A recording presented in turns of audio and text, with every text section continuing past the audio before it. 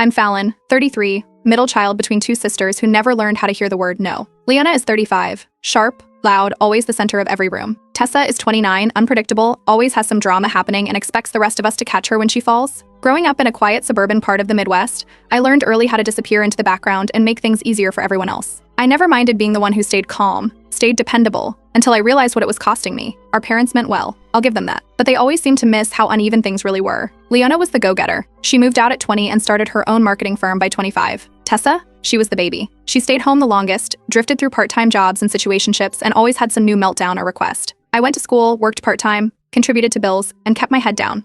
No complaints. That was the job I was assigned, keep the peace, smooth things over, don't make noise. When I graduated and became a paralegal, nobody made a big deal of it. My mom gave a short hug, Dad said that's nice, and we moved on. But when Leona got promoted at her agency, there was champagne, a dinner at a steakhouse, and a toast about how she was building her empire. Same thing happened when Tessa moved out of the house for real this time. They helped her load up a U-Haul, like she was heading off to college. I helped too. Of course I did. I paid part of Tessa's rent when her boyfriend left her out of nowhere. She cried on my couch for a week, left tissues everywhere, and walked out without so much as a thank you. When Leona got married in the Bahamas, I was the one helping book flights, emailing back and forth with the hotel staff, printing schedules. I even made a binder. It wasn't my wedding, but again, I helped. That's what I did. That's what they expected. Last Thanksgiving is when things finally cracked. We were cleaning up after dinner at our parents' place when Mom casually said that I'd be watching Leona's twins that weekend. Apparently, Leona had a spa trip booked with her friends, and they'd already figured I'd be free. No one asked. It wasn't presented like a favor.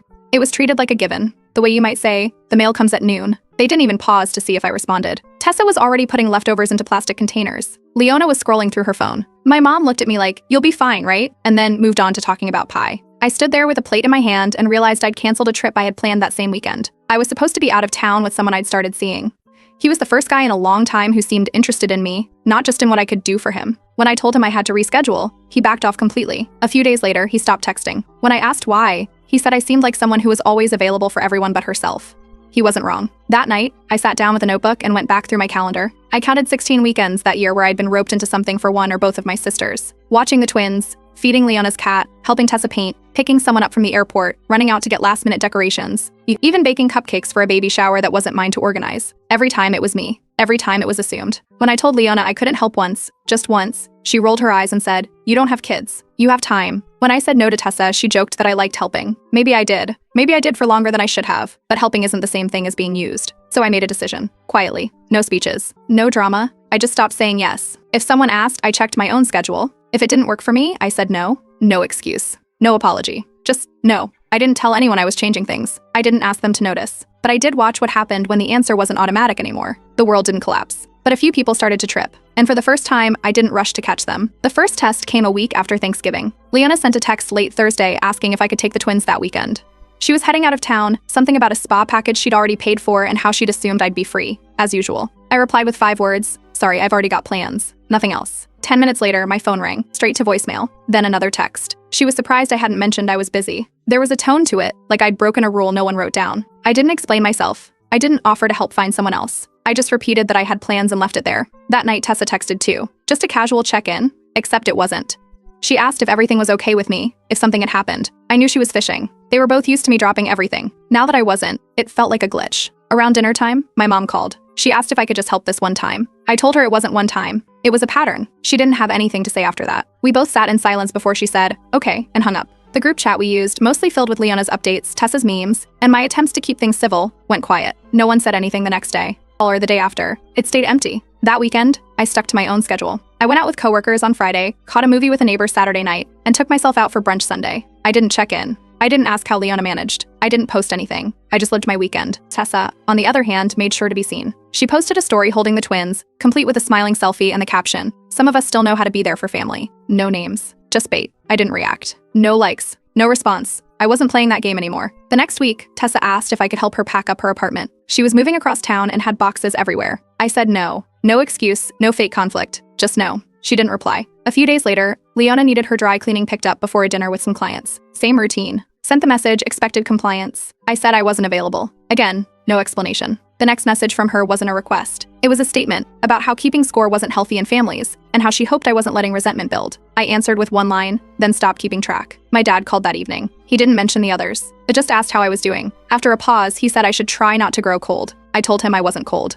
I was clear. The change wasn't loud. I didn't scream. I didn't block numbers or cut anyone off. but it was obvious something had shifted. They weren't used to checking first. They were used to announcing what they needed and watching me step in. Now that I wasn't, they didn't know what to do. Every interaction started to feel like they were waiting for me to crack. When I didn't, it threw them off more than any argument would have. They tried other tactics. Tessa texted a meme one afternoon, like nothing had happened. I didn't reply. Leanna sent a photo of the twins in matching pajamas. I double-tapped it, but didn't follow up. I knew what they were doing. They wanted me back in the old role, the helper, the safety net, the one who fixed things, stayed quiet, and didn't ask for anything. That version of me had retired. Even my mom hesitated before asking for anything now. She called about a recipe and paused halfway through to ask if she was interrupting anything. That was new and telling. I didn't push anyone away. I didn't make a big statement. I just stopped being the easiest option. They tested the new boundary in small ways at first, waiting to see if I'd fold, if a cold shoulder or guilt trip would pull me back into line. But I stayed consistent. Every time I didn't volunteer, didn't apologize, didn't rush to fix, the message got clearer. They were dealing with a version of me they hadn't met before. And whether they liked her or not didn't really matter anymore. I'd spent years showing up. Now it was their turn to figure out what that meant without me. Leona sent out a group invite for a family dinner the following Saturday. No context, just a time and address. I responded with a simple yes. What I didn't do was offer to help with setup, groceries, or cooking like I always had in the past. No follow-up messages. No what can I bring? Nothing. Saturday morning, Leona texted asking if I could come early to help her prep the sides. She mentioned how things were already running behind and how I always have a good system. I replied with, I'll be there at 6. No emojis. No wiggle room. I showed up at 6 on the dot. No apron. No sleeves rolled up. No list of things I'd brought to make her life easier. I wore a simple dark green dress, boots, and brought a bottle of red wine. Not for cooking, not to share with the table, just one I liked and planned to pour for myself. Leona opened the door and blinked twice before stepping aside.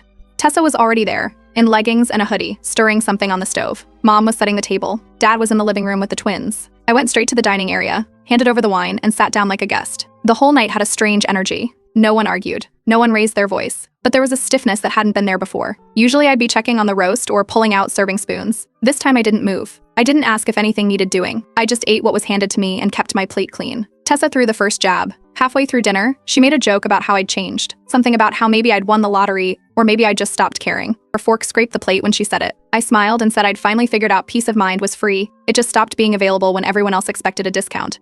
That quieted the table. Mom asked if I was okay.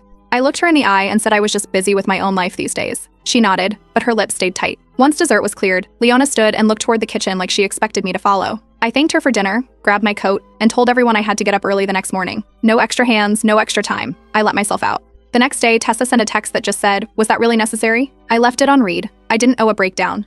3 days later, Leona texted asking to meet for coffee. She picked a spot halfway between our places and offered to cover the bill. I agreed, not because I wanted to talk, but because I was curious.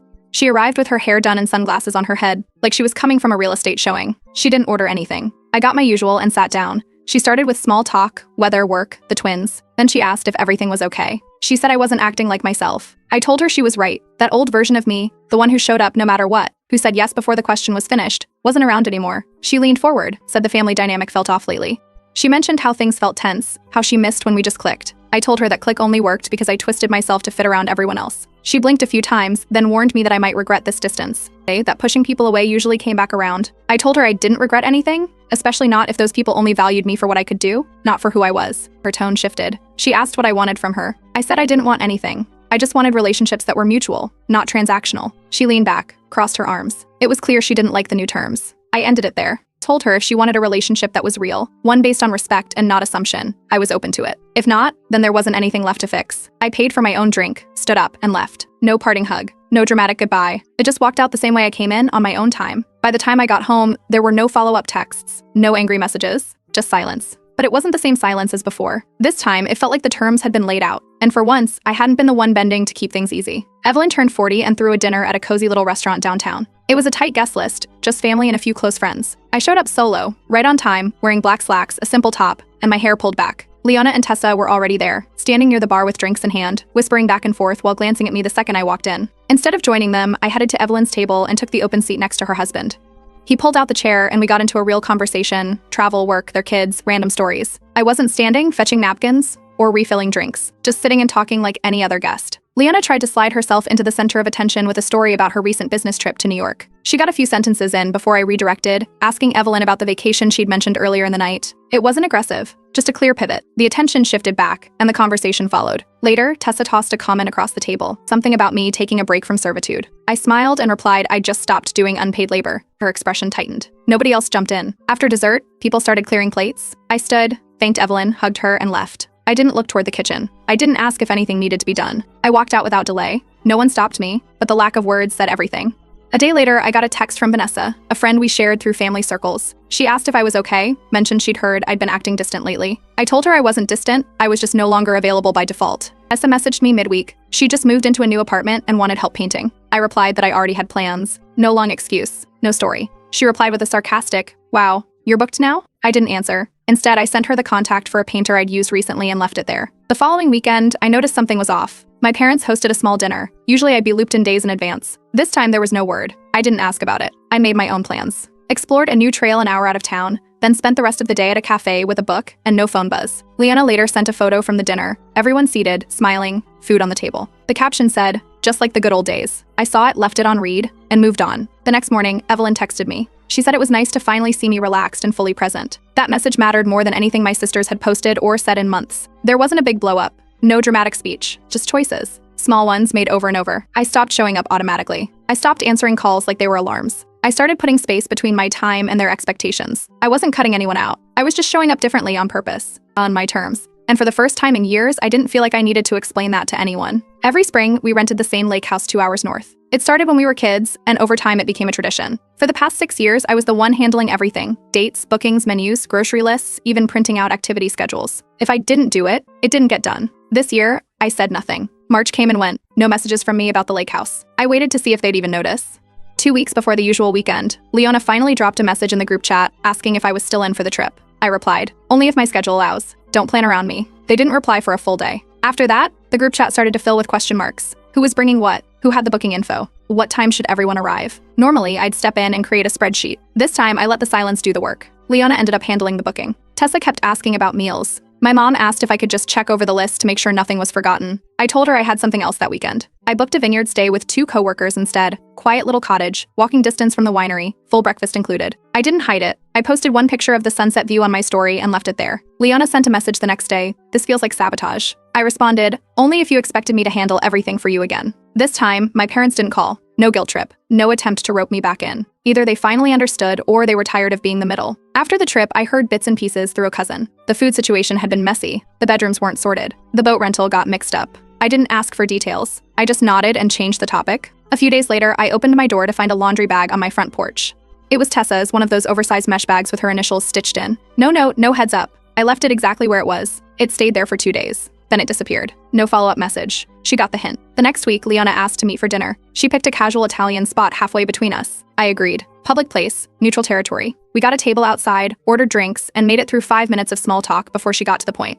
She said things felt tense. Said she didn't understand why everything felt so different lately. She didn't mention the spa weekend, or the birthday dinner, or the lake house. I let her talk. When she paused, I told her the tension wasn't new. It had always been there. I just stopped covering it up. She stared at her drink, tapped the glass, and changed the subject. I didn't press. By the end of the night, it was clear she missed the old version of me. The one who made things run without asking for credit. The one who said yes before anyone finished their sentence. The one who turned chaos into comfort, for everyone but herself. That version was gone. And this time, nobody could pretend they didn't notice. For our mom's birthday this year, I made a reservation at a quiet steakhouse she'd mentioned months ago. Just her, my dad, and me. No group chat, no shared Google Calendar, no mass coordination.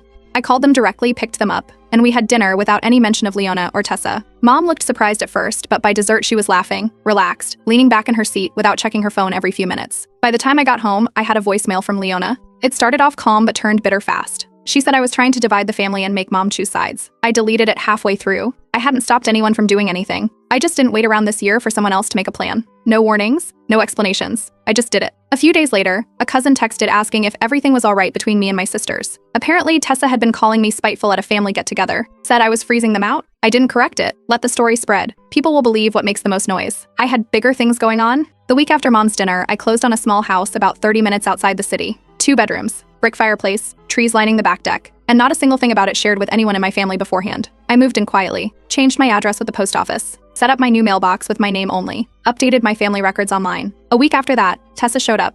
No call, no warning. Just her car parked in the driveway and her knock at the door around noon on a Saturday. I saw her through the side window. She stood there with sunglasses on her head and a brown paper bag in her hand. I didn't open the door. She waited for 5 minutes, knocked again, checked her phone, and finally walked back to her car. I sent her a message that evening, "Please don't drop by without asking." That's not okay. No reply. None needed. That next weekend, I threw a small housewarming. Nothing big, just 6 friends from work, some snacks, soft music, and a bottle of Prosecco. We sat on fold-up chairs around the fireplace with paper plates and cheap wine glasses, talking about TV shows and bad dates. It felt like breathing after being underwater too long. A week after the party, I got an email from Leona. Long paragraph full of questions. Why had I pulled away? Why didn't I include them? Why was I cutting them out? I replied with one sentence, I'm not cutting you out, I'm cutting the strings you used to pull me with. She didn't write back. My dad called the next day. He didn't sound angry, just confused. He asked if something had happened, if this was about Thanksgiving or the lake house or something else. I told him the truth. My life isn't a rebellion. It's just mine now. That was the first time he didn't follow up with another question. For a long time, I thought being helpful made me loved. That being the one who stepped up meant I had value. But all it really did was make me invisible, unless someone needed something. I stopped chasing unity that required me to disappear inside it. I started waking up and realizing I didn't have to answer to anyone. I didn't have to prep, plan, apologize, or stretch myself to meet needs that weren't mine. I wasn't the backup anymore. I wasn't the fixer. I wasn't their person. I was just Fallon, and that was enough. 6 months passed without any big blow-ups. No dramatic scenes. Just small choices, one after another, that kept the peace on my side. I stayed busy with work, caught up with friends more, and let my life settle into something steady. Not perfect, but mine. In late October, my parents sent out an invite for a family harvest dinner at their place. I replied yes and added one thing. I'll be bringing someone. That was it. A day later, my dad called. Not to ask about my guest, but to say Tessa had asked him whether I was really bringing a plus one. He told her to ask me herself. She didn't. The night of the dinner, I pulled into the driveway with Evan beside me. We'd been seeing each other for a few months, low-key easy. He carried the bottle of wine, while I brought a homemade pie I'd already promised my mom. Nothing more. When Leona opened the door and saw us together, her blink lasted a second too long. Tessa, standing behind her, gave me a quick glance, then looked away without a word. Inside, the mood was quiet. Dinner smelled good, table was set, but something felt off. Tessa laughed louder than the jokes called for. Leona filled every pause with some new detail about her latest project. Evan sat beside me, calm, observant, hand resting lightly on mine, whenever the conversation shifted too hard in my direction.